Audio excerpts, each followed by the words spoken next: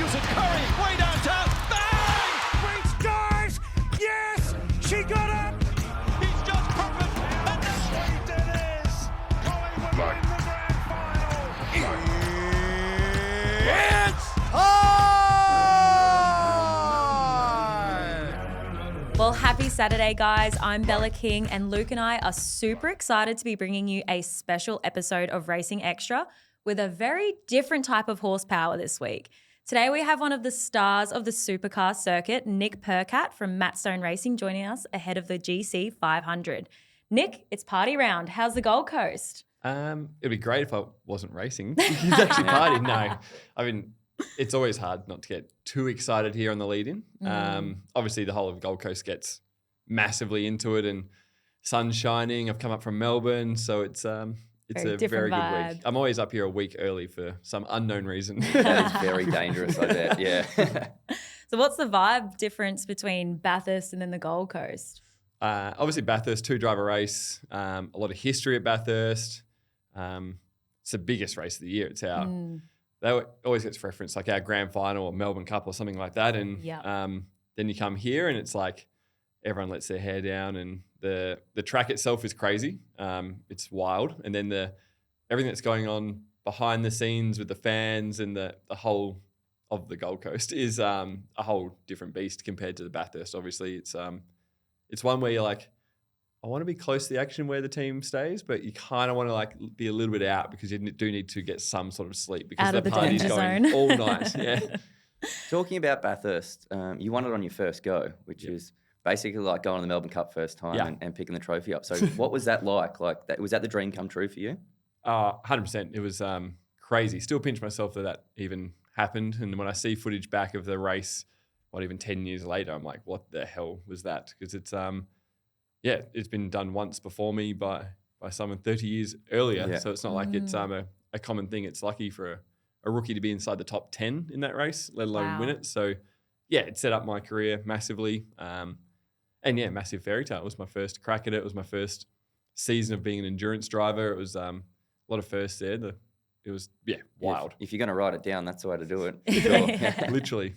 What is the process like as a kid coming through the ranks to then obviously being in the supercar seat? How does that work? I suppose with racing, we've got apprenticeships and programs that sort of build you through your grades within a 4-year period. But I imagine racing, in your perspective, most people start as small children. Yeah, 100%. So I started karting when I was 7, and it took until I was 21, I think, was when I became like a proper paid professional. This is my job. Yeah. So you'll race karts from when you're 7 until probably 14, 15. So it's a long period learning your craft. Yeah. And that's kind of like your start of your apprenticeship. You learn basic mechanical things of how to put your go-kart together, how to drive, what a racing line is, some racecraft. And then you'll move, now you probably move into like Toyota 86s, Carrera Cup, Super 2. But that's another 4 or 5 year journey to even get looked at to drive a supercar. So it's quite a long process. Definitely expensive, I imagine, too. Yeah, it's crazy for the families. These days it's probably 3 times the cost of what it is. Oh, I could imagine. When I came through, and we were very fortunate. We had some backing through Holden and the Walkinshaw family. But it's a long time. You'd be 10 years learning your craft, doing your apprenticeship and all these other categories before you even get looked at to do a test day. So there's a lot of kids out there it's completely nuts, like how I looked at it as a jockey, because you step into the racing game and you do your sort of hard yards in the stables, but the first time you're on one, you're on a thoroughbred racehorse at the trials, and then sort of 6 months later, I'm riding at races at 15 and I couldn't even drive to the races myself. Whereas like you look at you boys and you do 10 years, 12 years before you even sit in a high performance vehicle. It's just the complete opposite to what I've seen. At least you're getting paid the whole time, Luke. Yeah. Well, the boss used to take half of it when I was in New Zealand, so it's a bit different there. There'll be kids that, like, honestly, I look at them and I'm like, so my friendship group alone, there's 10 guys there that I think deserve to be on the grid in a supercar, and they never made it past go-karting. Wow. But I'm like, I think you're as good or better than me. There's absolutely no doubt, but I was in the right place, the right time. The stars have to align. Yeah, 100%. Yeah. How did you get into motorsports? Was it a family affair? Like most of us in racing, your parents watch it, your parents love it, so you naturally get into it. Was it the same for you? 100%. Dad is a mad petrol head. He's a mechanic, but he had drag cars when he was younger. He did some go-karting. So then, I drove a kart for the first time, and I remember pretty clearly, and I drove it, and then all my friends at school, they were playing footy, and I was like, oh, kind of getting nearly bullied a little bit because I don't play footy. So I actually gave up the racing thing for a couple of years. Oh. And then one day I apparently went back into the garage and my kart was still there. And I said, oh, Dad, can we take that out? And then from that moment on, we never looked back. Worked out well for you. Yeah, probably lucky. I Good do not have the decision. build to play any sort of physical sport.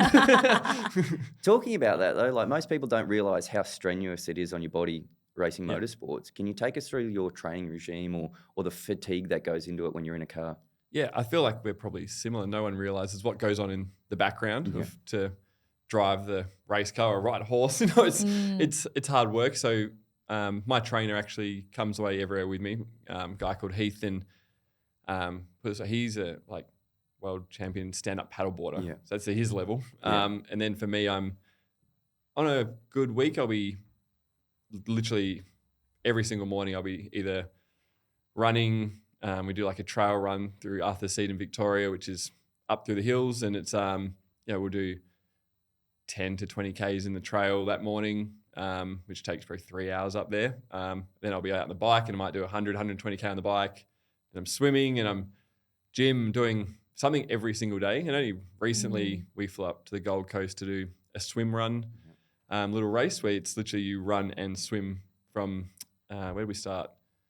Pretty much just past Coolangatta, all the way The up mini to Ironman. Yeah, up to Burleigh. So it's like 20 That's Ks. huge. That was 2.5 hours of endurance. So it's a lot of endurance fitness, a lot of cardio based. We have to be able to get in and out of a race car in 10 seconds at Bathurst. So you need to be quite flexible and agile. So we probably have a lot of strength, a lot of core and neck strength. Even just to handle the G-force. Yeah, 100%. Every time you push the brake pedal, say at Bathurst, when we stop the car from 300 K an hour down to 80 odd at the Chase, I think it's close to 100 kilos of leg pressure. Christ. Every time you push the brake pedal. I think it's about Squat reps, Wow. workout, yeah. it's 20 odd kilos just to pull the gear through. So if you Nuts. become So lazy, you're no chance of driving a supercar. Oh, absolutely not. I'm lucky to get through a roundabout safely at the best of times. So God. I'm definitely We've not a We've candidate got a to few be a roundabout supercar stories driver. with Bella over there, so yeah. yeah, what happened to the wheels? Don't know. Sometimes I just don't see them, go straight over them. Airborne, But anyway, airborne that's in for a another Swift. day. Airborne in a Swift is not good. Okay. Safe to say I'm barred from driving Luke's car. Yeah, that's fair. But on that note, I suppose it takes a lot of mental game to be able to, it's split second decisions, same as Luke's job. What does it take to be in the right headspace to drive a car and survive unless I'm driving? It's interesting. We talk about it like we have 25 cars on the grid and you pile into turn one and you got 24 idiots surrounding you, all wanting the same bit of track. And your Good Lord. spatial awareness and all that has to be quite good, and where you position the car and your mental strength over the next driver, especially during a race. So I don't know. It's hard to explain. It's probably the same for you. How do you naturally Are you trying to explain it? watch let's say you got two drivers in front of you, right? Yeah. Are you trying to pick their brain on what their movement's going to be before they do it? That's the way I used to do as a jockey. You not only do you have to ride your horse or your car, drive your car, you have to drive the two cars in front of you or the three cars in front of you, because if he brakes, you have to brake before 100%. he's realised he's slowing down. Otherwise, you're going straight in the back of him. Yeah, say Gold Coast 600 this weekend, we all try and file through this little chicane into a hairpin.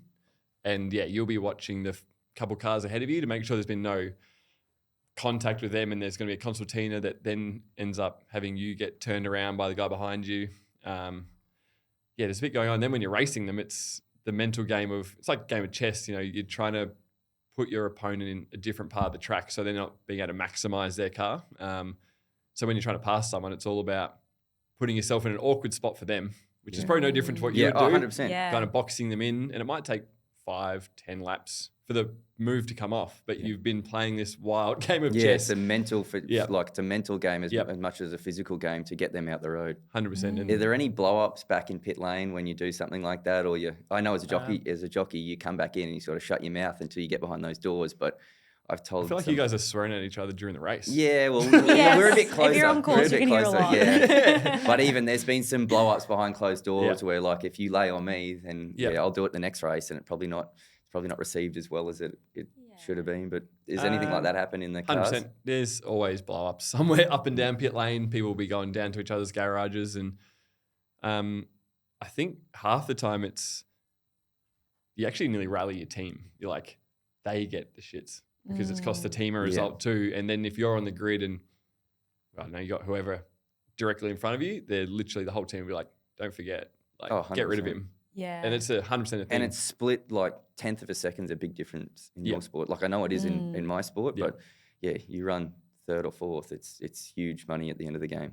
Yeah, 100% for you guys. It's literally payday at the end. We don't quite have that, but it's obviously over a year, but probably gets more angst because if you keep having a run-in with a certain driver early in the championship, you get down to this end of the year, and if you're not in the championship fight, you find yourself driving around in 12th and 13th, and you're like, oh, there's old mate that is second. caused me an issue earlier this year. Well, they got more to lose. It definitely happens. There's some even ups come this time of the year. Oh, there's got to be. Yeah. It's not. People don't watch it if there isn't. No, that exactly. Way. Yeah, I imagine it's a real equalizer of a sport. But like you said, I think we all forget that we see you as the face of the team, but there is a massive team behind you and supporting you.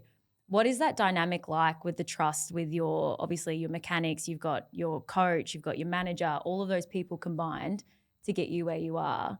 Is it an extra oomph to get on the track and perform and have a good result? Yes and no, because if you have the right network around you, you just go do your job naturally. You don't think about it all. I'm very fortunate. I've got, my trainer Heath and Gareth, who manages me, they take care of pretty much everything. Like I get handed food, when to eat it.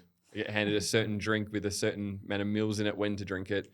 So I'm kind of just there to drive the car. I'm in my lane and I stick to that as much as possible. I don't try and override, say, the engineering group and say, we need to be doing X. The mechanics I trust completely. So when I jump in the car, I'm just like, I just need to make sure I brake at the right point and execute the lap in qualifying or the race. And I think it makes a big, big difference because if you're trying to manage all that yourself, there's all that extra pressure. And if you don't trust the people around you, it's not ideal. But your life's in their hands at the end of the day too. So you have to trust them. Yeah, 100%. And you win and lose as a team. Like at Bathurst, when we didn't quite go to plan, a couple of my mechanics are like teary-eyed because it means so much to them as it does to me. So, I think when you have the right people around you, you might find another gear in a race to try and make sure you get on the podium or something like that. But I think it's more about just trusting everyone around you and making sure you can give them good results too. What exactly happened at Bathurst? I saw your video that you sent us where the door wouldn't close. Yeah. How does that happen? It's probably a $2 part. It's the one thing in motorsport. How frustrating. Yeah, a lot of moving parts. And unfortunately, we had a crash on Thursday or Friday with my co-driver and it was in that side of the car. So until you get the car back to the workshop and get to strip it completely and rebuild it, there could have been an issue with the door. But, we have cameras everywhere and we have people reviewing what happened in the pit stop. And we're like, well, the door was closed properly. Why has it decided to fling open? Mid-race. Yeah, and I spent I didn't get told to pit by the stewards. We would have just kept going. Like, I'll just keep going. I don't care if the door's open. But I tried to drive it up against the wall 3 or 4 times over the space of each lap for like 4 laps. And I'm talking, we're doing 180k an hour and I'm putting the car up against the fence. Just to try and get the door closed. Yeah, just try and close it so I don't have to pit again. And then my teammate was behind us and they'd already put car 10 black flag out. So I have to pit or mechanical black flag, got to fix it. And I was like, God, my team, like Cam Hill's he's behind me. I'm like, do I just tell him to crash into me? Just drive straight in the driver's door, but then the passenger door, but then there's a risk of damaging. Yeah. It's a wild thought though, isn't it? Like you're like, let's have someone T-bone me just to crash. Yeah. Just to close my door. But even like telling yourself at Bathurst across the top of the mountain, just open the wheel up and hit the fence. Yeah. At 180k an hour and hope that it closes the door and doesn't ricochet you off the other side. Yeah. It took a few laps, a few corners to get the confidence. And I'm like, no, I just got to do it and just crunch it in and didn't work. So That's nuts. Lucky that neck strength's good. at least you're prepared. The that's the other thing. You're kind of relaxed in the car. It's not like when you go through the roundabouts, you probably tense up, get a sore neck. Oh, I'm very tense in the passenger seat. Trust me. Trust You're me. out there. Luke's got one hand on the steering wheel and he's praying. I've got the seatbelt around me 3 times and like hooked into the back. Grabs his cross like, please, not today. Oh, God. It's an event. Even my dog braces himself when we brake now. Talking about those That sort was of positive. mishaps, you mentioned about when the muffler come off and burnt all the bottom of your floorboards. Can you yes. tell us about that? Yeah, that was a long time ago. 2016 up here. Basically, the exhaust system broke in the race car and it cooked me and my foot. And for whatever reason, I ended up with a blood infection, Oh. which kind of took 2 odd months to recover from. I was in Oh my hospital God. full time, had like a PIC line in, which putting antibiotics directly into Jesus. I was like, it's like direct injection to your Wow. heart. Yeah, and it was a bit dicey for a bit. I don't talk about that much, but yeah, I got close to being like, yeah, if you don't recover, you're probably, we don't know if you're actually going to survive because I had It's this one of those wild things blood like you infection. don't think Gosh. motorsports, that's the way that Yeah. you're going to get ended, if you know what I mean. Like, it's not really. You wait for a But it's hard such crash a, or something. well, it's such a dangerous game. I suppose it's like any professional sport, but when you're traveling at the speed that you guys are and you've got the milliseconds to react, like it's literally the life or death situation if you make the wrong move. Yeah, 100%. And say that day, the car was, I think it was like 65 degrees inside the car. The pedal box where my feet were was like over 100 degrees. So it like melted my boot off, Yeah. sole off the boot. And Jesus. I didn't actually realize I had this issue. I was like, oh, I've been absolutely cooked in the car. Didn't feel good. And then You're in race mode too, Yeah, so it's like nothing affects you. 3 or 4 days later, I was doing something and I elevated my heart rate and I just like passed out. Oh, wow. Didn't know what was going on. And then went, through the hospital and like, you got some serious issues here. So Oh my God. yeah, there's other stuff that goes on in the background, but say the punters probably don't realize, oh, the pedals are hot, la-di-da. But there'll be races where we're like fully blistered, can barely walk, and you're expected to push the brake pedal every corner for Wow. 80 odd laps. I never would have thought that would be It's a case the at thing, all. like on the outside looking in, people just think you drive a car, but Yeah. it's so much more than It's that. until they come for a ride, like we put a Yeah. passenger seat in there and we do some hot laps, they jump in and some people battle to do the out once past the pits and in. So 1 lap with us. They get out and they feel sick, too hot, too my rough. God. And I'm like, you've done 1 lap. And you sit there on your keyboard like abusing us Yeah. for being weak. If you have someone pull Wow. out, I'll throw my hand in the air. But yeah, just will not. like the G-force for a normal person, and just even the braking. The braking's a big one. That'd be nuts, and I can only imagine what that's like for you guys. Well, we don't notice because we grew up with it. Yeah. Yeah. Probably no different for you when you ride a horse and then you kind of just next thing you're racing them and it's felt natural. Like for us, it feels natural to go from karting to a supercar. But when a passenger gets in the acceleration, they get all excited. But when you hit the brakes, I think it feels like it's ejecting them out the front window. Oh, 100%. Yeah, that's the bit 100%. that gets them the most. That's nuts. Do you have any like race day superstitions? Luke is arguably the most superstitious person really? I've ever met. What do we got? Oh, so much. 5 How steps to weird the do you car wanna from get? the elevator. Yeah, no, I want to go It's from 7, like the no. moment you wake up. Oh, so It's a whole day. Full. not too bad. Like, Whole day. yeah, it's Am I racing this month? Yep, start now. So I tell a story. This is a good one. Like very late and very dear friend of mine, Tim Bell. He used to have a superstition that if we told him about something, he'd have to do it. So me and the boys used to go out on like maybe a Thursday night, go get some dinner. And I remember one day we picked up this tree branch, and I mean like a 6-foot tree branch. And Alex goes to him, "This is a lucky tree branch." He dragged the thing to the races because we told him it was a lucky tree branch. Yeah, it's weird. Some boys in the room are one way and don't believe in it at all, and some boys the opposite. But like I've mentioned this on a previous show, I wear a cross for my sister. I'm not religious myself, but I took it off to make weight one day, and I've only ever ridden in it once, and I forgot to put it back on, and I fell and broke my neck. So I don't know whether that's someone intervening or that was just bad luck on my behalf, but yeah, I would won't 100% take. be wearing it every time. Yeah, 100%. Yeah, if it's like if I don't break my neck, then I'm fine. That's the way I look at it. It's done its job, but yeah, nothing like that for you, or I used to have superstitions of bloody what I ate or at what timing I got in the car, because there's obviously we have big countdown monitors in the garages, and it's like, I'd get in at like 12 minutes 30 every race because I had a good practice session. I don't know, stupid, but it's I funny. stopped on it. If it works in your brain, it works on Yeah. for real. Then I've kind of chilled out on it quite a lot. I'm definitely in the car at about the 10-minute mark, but it's not like I have to be in it. But the only thing I do is make sure my helmet and like my visor's cleaned. looks good because say our helmet for us is the only thing that reflects our personality. So every driver's helmet you see in F1, karting, everything, that's their own design that we've literally sat there with a designer or drawn ourselves on a bit of paper. So that's one thing I make sure looks perfect. Take pride in it. Yeah, because it's the only thing we kind of own. The teams own everything on you. So obviously their race stickers car. Stickers everywhere. Yeah. So that's the one thing. I just make sure my helmet's clean. And then I like to be in the car at about the 10-minute mark, but that's more to get away from the noise. I know it's like for you, like we'll be on the grid and there's 20,000 people on the start line with us. And they're like, 5 minutes until race start, and you're trying to put your helmet on. They're getting photos with you still, and you're like, I don't ever get a moment to get in my little zone. So I try and get in a little bit early. You get that quiet. You get that thing too, like I find as a sports person, is you zone everything out anyway. Yeah.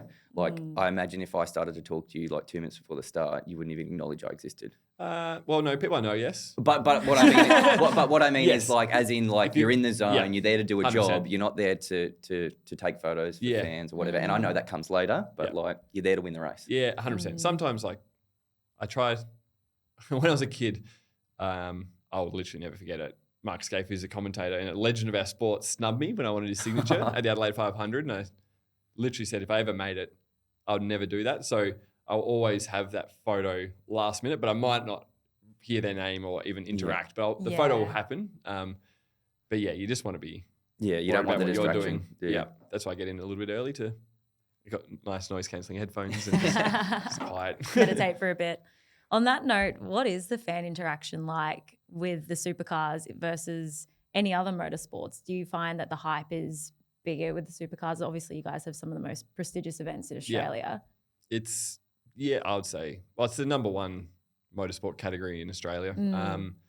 It's recognised, like, I know drivers overseas that have raced in all sorts of things from F1 and IndyCar and NASCAR and GT cars, and they all want to come race a supercar. Like all the racing categories worldwide kind of envy what we have because it is a very good series and it's the most competitive when you look at it, a lap time spread across 25 cars.